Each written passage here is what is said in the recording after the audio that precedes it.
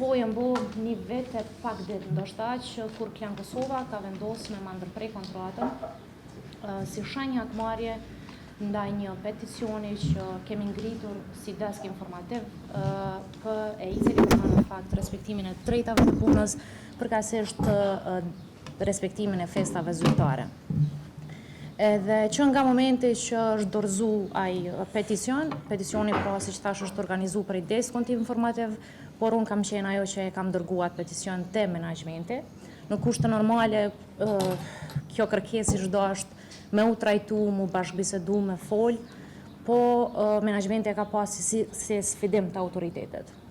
Edhe çka ka ndodhur është që prej atij momenti ka nis një farë trysnie, presioni ndaj meje deri te vendimi për largimin nga puna. Fillimisht më kujtohet ishte 17 shkurti, kur zakonisht moderatorët në atë kohë bënin promo, të gjithë u ftuan, vetëm unë jo, më pas e shija një farë atmosfera, ambienti të njerëzve të cilët ose nuk më flisnin, ose një sjellje krejt jo normale.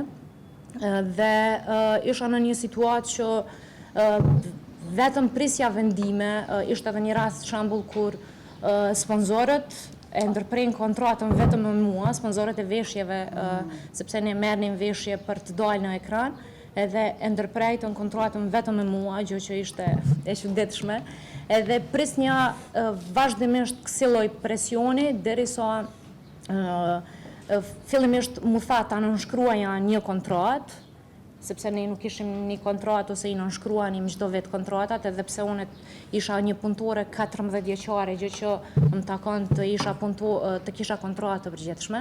Mirë po, fillimisht para një jave më ftuan që ta nënshkruaj kontratën, edhe pse unë nuk e pranoja sepse kisha angazhime shtesë me pagën me cilën punoja në atë kohë, edhe kërkoja që për angazhimin shtesë të paguhesh në shtesë.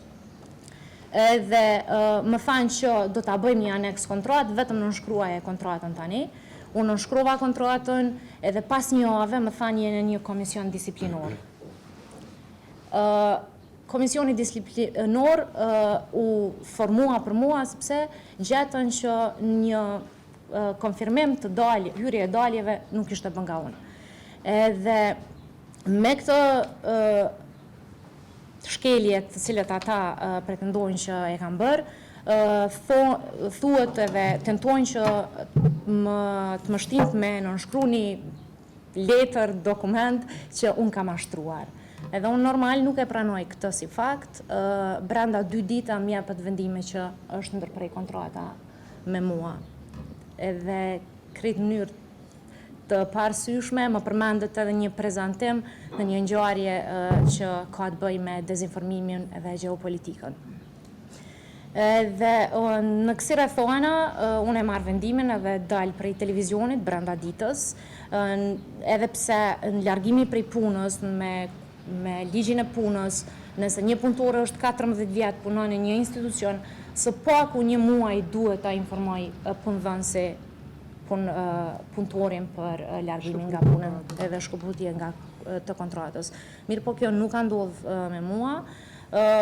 Fillimisht kam prit në reagim edhe prej atyre personave të cilët e kanë organizu peticionin me mu. Mirë po nuk ka pas asnjë lloj reagimi, edhe e ndodhur në këtë situatë. Fillimisht vetëm kam qenë një farë mjegulle se çfarë është ka ndodhur në realitet. Po më pas e kam kuptuar që nuk është problem veç me mua. Është problem sistematik, sepse edhe në trajnimet që kemi pas me Asociacionin e Gazetarëve të Kosovës, edhe në rrethana të tjera e kam kuptuar, edhe pak a shumë edhe në publikimet që janë bërë disa prej gazetarëve të tjerë, e kam kuptuar që problemi është pak a shumë sistematik edhe nuk qëndron edhe nuk është personal. Edhe unë mendoj që problemi kryesor është që kjo logjika e funksionimit si biznes. Do të thonë, neve na shohin si një farë prodhimtarie që bojmë materiale vazhdimisht, pa e këshyr pak a shumë këtë cilësinë, po vlera vetme bëhet bindja. Domethënë personat që bindën janë personat cilët mund me mbjetu në qasë ambiente, po personat që kërkojnë të drejta edhe kërkojnë respektimin e kontratës së punës, ata persona bëhen problematik për qatë menaxhment. Edhe penalizohen. Edhe në rastin tam është, si me thoni, shembull, rasti jam u konë shumë i mirë për ta me tregu që qysh e pëson dikush nëse guxon, ose cili është çmimi i dikujt nëse guxon me ngrit zonin. Edhe mi kërku drejtat e veta. Edhe mi kërku drejtat e veta. Edhe une pas kësaj kam vendosur me bo publike, sepse mendoj që rasti jam është shumë i mirë për me u përdor edhe më boni shembull. Edhe unë shumë mendoj që edhe institucionet, edhe inspektorati punës, edhe gjykatat kanë me bot pa mundunën me vendos drejtësi, sepse ka shumë fakte që dëshmojnë që Klan Kosova më ka bot të padrejt, edhe me u vendos në favor të drejtësisë. Ashtu si që jeni njoftuar, Inspektorati Qendror i Punës është i vetmi organ administrativ i cili funksionon në kuadër të Ministrisë Punës, Familjes dhe Luftës Lirimtare, me mision të vetëm mbrojtjen e të drejtave si dhe sigurinë dhe shëndetin e të punësuarve. Prandaj, shfrytëzoj rastin që fillimisht t'ju përgëzoj për materialin kornizën e uzusit të cilën e keni përgatitur për të drejtat me fokus të veçantë për të drejtat e punësuarve, gazetarëve dhe punëtorëve tjerë medial në Kosovë. Siç e dini, Inspektorati Qendror i Punës në kuadër të misionit të tij ka mbikëqyrjen e lishmërisë, respektivisht mbikëqyrjen e se sa mbikëqyren dispozitat e ligjit për punë, si dhe dispozitat e ligjit për siguri dhe shëndet në punë në gjithë sektoret, duke i përjashtuar sektorët e veçantë të cilët me ligjet janë të përjashtuar. Është me rëndësi të ceket fakti që Inspektorati i Punës thuja mbrojtjen dhe promovimin e të drejtave e bën në tërësi në këta sektor, e në veçanti një trajtim të veçantë ja kushton edhe sektorit të mediave.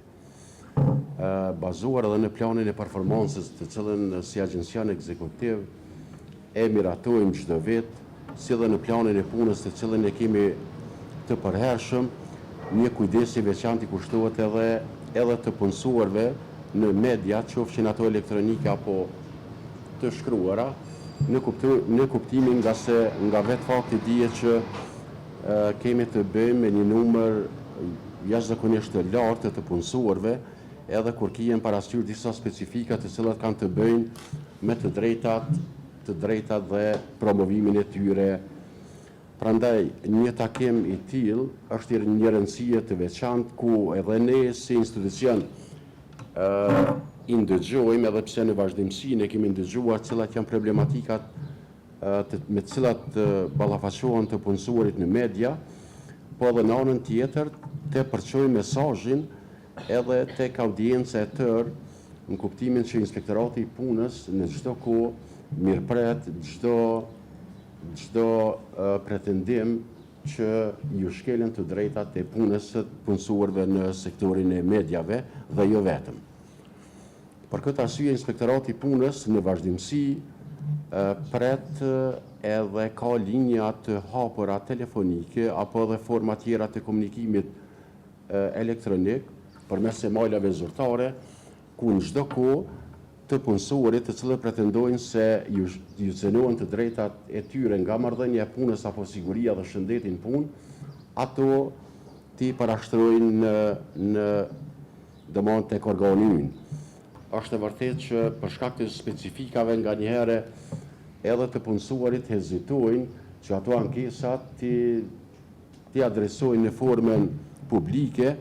Prandaj ne gjithmonë kemi mundësuar edhe faktin që nëse parashtruesi i ankesës kërkon që të mbetet anonim, tini të bindun që Inspektorati i Punës ka mekanizmin përmes të cilit e mbron anonimitetin e parashtruesit të ankesës me vetmin qëllim që dëmon informata pranohet dhe informata trajtohet brenda afateve të parapara ligjore. Numri i mediave të inspektuara që përmendën tuja në përgjithësi, vërtet e shumica e tyre vrejmë që ka ka tejkalime, sidomos të orëve të punës, pastaj edhe në anën tjetër të pagesat janë çështje nganjëherë edhe kontraktuale. Ne po e dini faktin që ne mbi të gjitha e kemi obligim që ta mbikëqyrim nivelin e zbatimit të pagës minimale, mirë po gjithsesi edhe nivelin e pagesave që bëhen brenda të punësuarve që bëjnë punën e njëjtë. Prandaj në këtë drejtim kemi shumë raste që ndaj subjekteve janë shqiptuar edhe masa ndëshkimore, edhe të njëjtat gjithsesi janë adresuar edhe në gjykata për trajtim. Do më thonë, e dim edhe besoj gjithë të dinë që në mandatin e AGK-s nuk është sindikalizmi për faktin e mandatit për çka shndron. Gjithashtu e dim edhe jemi shumë të bindur edhe kemi diskutuar shumë shpesh që vendi ka nevojë të jashtëzakonshme për një sindikat. Sindikat e cila e kishte përfaqësuar punonësit me djalë në mënyrë të zëshme, sepse lajmi i mirë është që kemi nisë me ndëgju raste kur punonësit i raportojnë vendet e tyre të punës, po lajmi i keq është që mediat vazhdojnë të sillen njësoj. Edhe derisa nuk ka një ndryshim, është kot, në fakt nuk jam e sigurt nëse motivohen apo demotivohen të tjerët që t'i paraqesin rastet e tyre. Sepse ku është esenca nëse unë po bona e zëshme, po i raportoj shkeljet në vendin e punës, krejt çka po përfitoj, le të themi kushtimisht, është humbja e vendit punës. Nuk ka dënime, nuk ka gjoba të cilat kishin ndru qasje të menaxhmentit, nuk ka vendime të gjykatave ose janë tepër të ngadalshme, tepër të vonojnë qaq shumë sa që të demotivojnë komplet, kështu që kishin mirë këta aktar me qenë ma proaktiv, edhe me qenë absolutisht me zero tolerancë ndaj medjave. Çka bën AGK-ja është i këshillon, i sugjeron, i ndihmon në proces. Ylli është këtu me neve, është avokat i angazhuar që kryen punën e tij në mënyrë fantastike me këshilla ligjore, ndihmë juridike dhe gjithçka që ka nevojë gazetarët kur përballen me shkelje të tilla.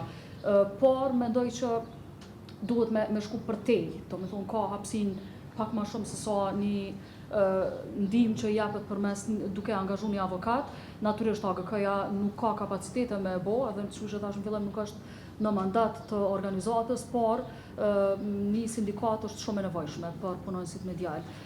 Pas një hezitim më thonë që gazetaria është profesioni më i atakuar në sistemin tonë. Kemi atakim të dy fesht, ato që tha Geta, kemi atakim nga personat e tretë për shkak të raportimeve të tyre.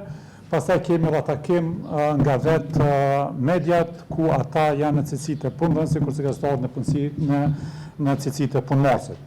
Do thonë, kemi lloje të ndryshme të shkeljeve të drejtave të gazetarëve. Shoqëria e avokatëve ka 10 raste që përfaqëson edhe në institucione administrative siç është Inspektorati i Punës, po edhe në gjykatë.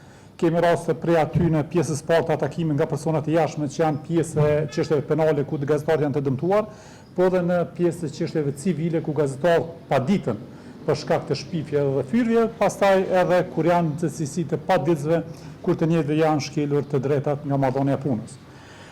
Për ne është shumë e zakonshme me pa që shkeljet e drejtave të punëtorëve në ambientin e punës të punës të ndryshëm raportohen dhe hulumtohen nga gazetarëve, po jo shpesh ndodh që të hulumtohen dhe të raportohen shkeljet kur gazetarët janë subjekte të shkeljeve të drejtave të punës nga vetë punëdhënësit.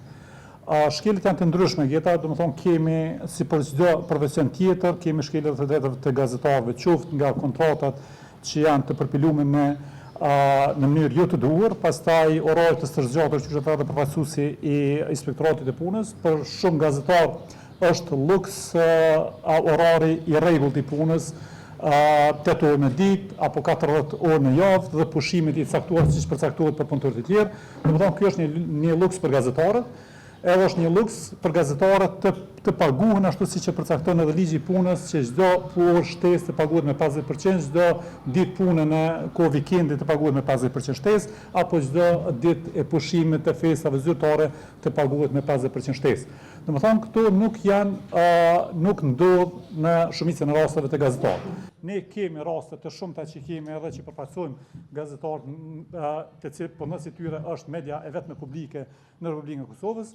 ku bëhet sistemim, riorganizim pa një normativ të përcaktuar, pa vendime nga ana pëndënësit. Me qëllim vetëm të hakmarrjes dhe takimit të gazetarëve, një gazetar nga redaktor i një emisioni del në një pozitë të njëjtë, nuk i prekët paga për ta kënaqur dispozitat e ligjit, por dëmtohet reputacioni i tij profesional duke e zaventuar me kolegë të tjerë për vetëm pse nuk është i dëgjueshëm i mediave.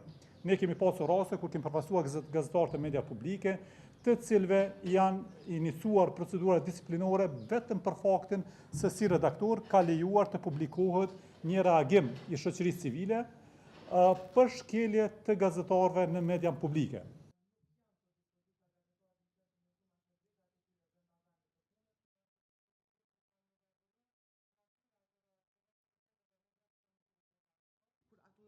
Vitek AGK-ja në formë jo problematikat e tyre që i hasin brenda vendit të punës.